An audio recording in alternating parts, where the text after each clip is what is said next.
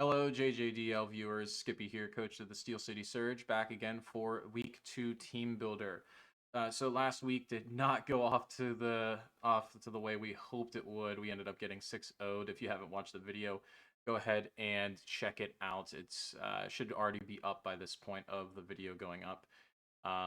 So yeah, we had a rough time last week, and we're hoping to bounce back this week. We have a very difficult opponent in the Sacramento Nido Kings and Ant. They have a pretty scary team with Free Terra Latios, Meowscarada, Infernape, Tinglu, Pecharunt, Terra Bastiodon, which can be a problem, and like Mons like Chinchino, Tinkaton, Rotom Wash, Pecharunt. So you can see the matchup right there. What we have brought, and you'll see some new faces in the roster here, and I'll get into that in a quick minute. But you also see the opponent's team there on the right-hand side of the screen. So we to get started with this team builder, you probably already noticed there are some new faces on the roster, and I wanted to get into that real quick. So towards the middle, or I want to say beginning of week 1.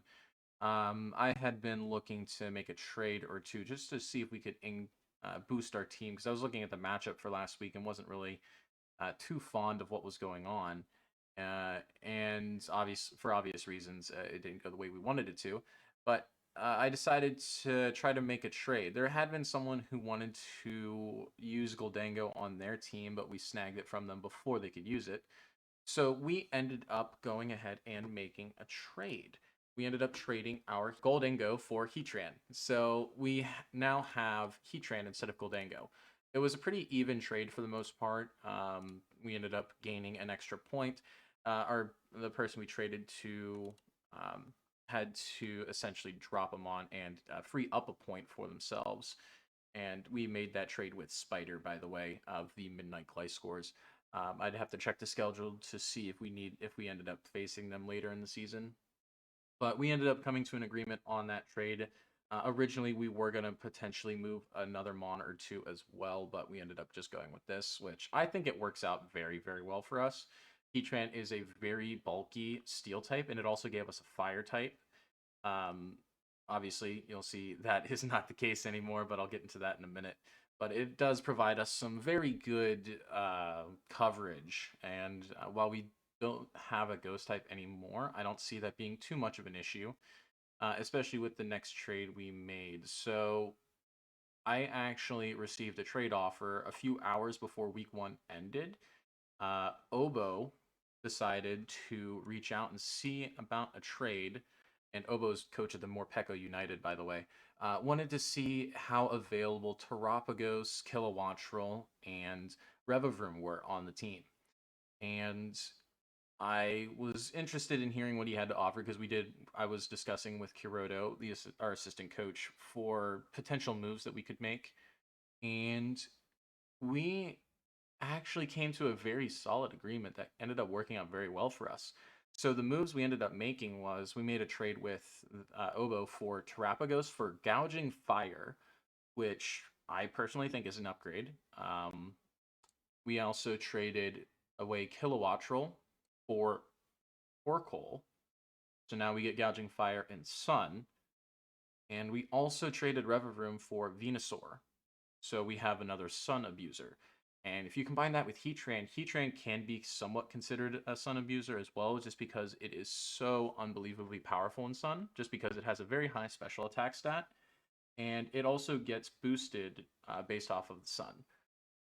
It also gets Flash Fire, so it's pretty much immune to any other fire boosted attacks that come its way. So very nice combination there. We did end up gaining 3 fire types after not having any last week, but I think it's for the best, because now we have a very powerful dragon type with reliable recovery and just offensive pressure. We can run a choice item, we can run Life Orb, we can run Dragon Dance. We have a number of different things we can run with Gouging Fire. It's a very versatile mon like Terapagos, and I think it just works so much better for our team, paired with Torkoal and Venusaur to give some more offensive pressure as bulky mons. I really like a bulky offensive team, and this kind of gives us that while still allowing us to have very good type coverage.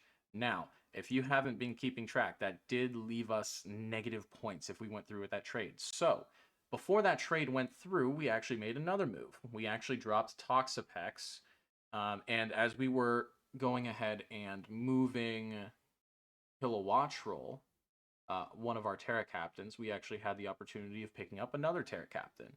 And we ended up going with Arbolova, another potential Sun abuser, because Harvest is very nice in the Sun. You're guaranteed to get a Harvest every turn with the Sun up. So we did get Terra Arbolova, which is kind of a menace. If you watch any other draft leagues, you've seen it probably go kind of haywire in some scenarios. So it could be a very, very nice captain for our team paired with Azelf, who's more of an offensive threat. Arbolova is more of a defensive threat, being it can Terra into pretty much any type. So those were the moves we made. We now have 4 free agent moves, and we still have unlimited coaches trades. That's going to stay the same throughout the season. But I was really happy with those moves that we made. I'm really excited to see what the new team can do here. And let's get into the build for this week, if you don't mind. So starting out, we do have our new Gouging Fire. So Simba the Gouging Fire is going to be more of an offensive threat this week. With very high speed tiers in Meowscarada, Chinchino, Latias, and Infernape, we kind of we want to be able to outspeed in Sun.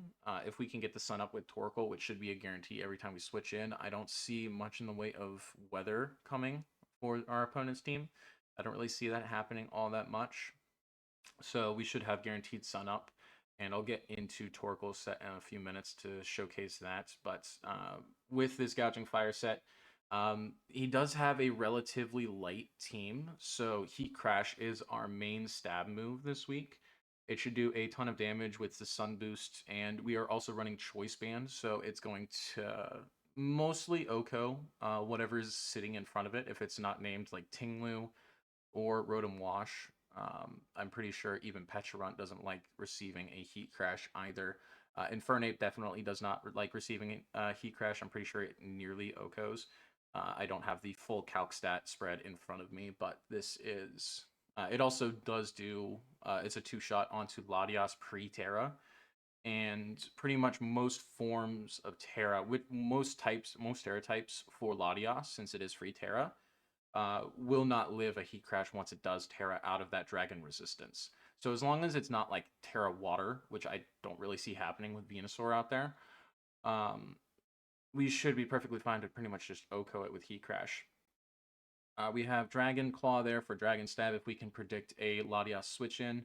Obviously, if Tinkaton doesn't show up and there is no Terra Fairy on the other side, Dragon Claw kind of just does damage as well. So very, very good stab moves there with the Choice Band. We also have Earthquake there just to cover in case of like Pecharunt switch in, or just like a very bulky Bastiodon with Terra Rock or something like that, just to make sure we can hit it. And we also have Morning Sun there in case we threaten something so much so that we don't see like a potential move being shot off and we can't get a move off on ourselves. So like if we're expecting a Tinglu switch in, we can get some health back with Morning Sun, especially in the Sun, because who expects a Sun boosted Morning Sun from a Gouging Fire with Choice Band? Like that, it's not going to happen. I've seen Kiroto mention when we were building that. I mean, in our match in PDL brought Stealth Rock, Choice Band, Arcanine, Hisui. So you're pretty much never expecting it, really. I didn't expect that, so that's what we're going for here. Going on to our next mon here, we have Tink, the Azelf. Now, in building for this week, outside of Pecharunt and Latias, maybe even Tinkaton, really, maybe not really, there is a very big fighting weakness for my opponents. So we are Terra fighting Azelf this week with Life Orb. We are running Terra Blast, Terra Fighting to make sure we can get the most damage off. We have enough speed that we can outspeed Latias at max speed and try to 2-shot it essentially with Shadow Ball pre-Terra, or if we are expecting Terra Rock, which is very likely to come considering we do have a decently sized rock weakness, we can go ahead and take it out that way. If it goes Terra Steel, expecting like a Terra Fairy or something, or expecting Hatterene to be a switch in for it, we can go ahead and take care of it that way. Mystical Power is there for just basic stab and boosting purposes, and we do have Encore there in case we do see like a Calm Mind Latias, or if we are in on Tinglu, which does tend to happen. It happened a lot during Mox this week. We can get it to be locked into a Stealth Rock or Spikes or whatever move it has. Especially if it tries to go for like a Whirlwind, trying to do Hazard Stack and Whirlwind switches and all that stuff, and we can pretty much 2-hit KO this thing with Terra Blast. If it's invested, I believe. So if it's not invested, I do believe it does do a little bit more damage than that.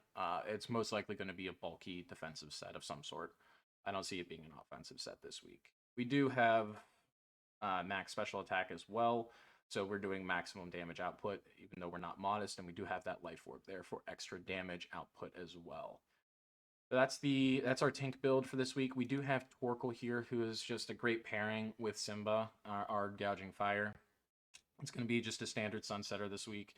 I did originally have it as a max special defense set, but I've based off of Mox, how they were going, we were taking a lot of damage from Infernape, which I do think comes this week as a Choice Scarf Mon, potentially, just because it does get outsped by Azelf and can get knocked out in one shot by pretty much any psychic move. So getting a physically defensive Torkoal is very much in the cards for us, because then we can live those flare blitzes, those close combats with ease. We can get rocks up on pretty much any Mon here except for Tinglu. If it's a defensive Tinglu, we do live some Earthquakes pretty well. Rotom Wash is the one key there, and we do have a kind of switch in for that with our Venusaur, which I'll get into next. Essentially, this thing is just meant to get up Sun, get up rocks, keep rocks and hazards off of our side of the field, and just try to do as much chip damage back on switch-ins. So, pretty easy matchup for Torkoal this week. Hopefully it can do some work for us, either with getting some assists with Simba or our Venusaur. And we'll get into Defrog here now. So we have Defrog. This is a very fun and interesting build that we have this week. We have, you can see it there, Absorb Bulb as our item. What Absorb Bulb is going to do for us is it raises your special attack once you're hit with a water move. So with this being the switch in to Rotom Wash, we can take that hit in Sun.